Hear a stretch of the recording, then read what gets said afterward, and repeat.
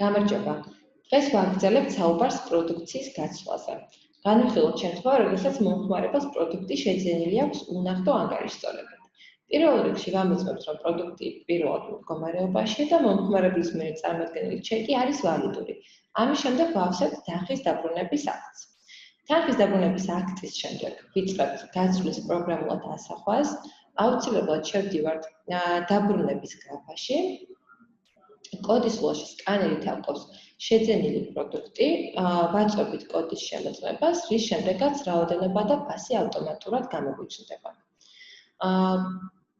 ბარეთის თანხის ველში ვუდიდებთ თანხის რაოდენობას, ამ შემთხვევაში 199 ლარს და ჩამონათვალიდან ვირჩევთ იმ დასახელებას, რომელიც ბარათითაც აქვს მომხმარებელს თანხა გადახდილი. მაგალითად, ავრჩიოთ TBC ბანკი. ვაჭერთ დამატებას და ორდერს ვადასტურებთ. დაბრუნების ორდერის შემდეგ ახალ ნივთს ყიდით სტანდარტულად.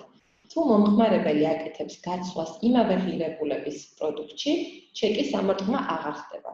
ხოლო მაღალფასიან პროდუქტში გაცვლისას ჩეკის ამორთმა განხორციელდება მხოლოდ სხვაობის თანხაზე. მაგალითად, თუ მომხმარებელმა 200 ლარიანი ფეხსაცმელი გადაცვალა 300 ლარიან ფეხსაცმელში, ჩეკს ვარტყამთ 100 ლარზე. ხოლო თუ იხდის ბარათით, ბარათიდან ვაჭრით მხოლოდ 100 ლარს.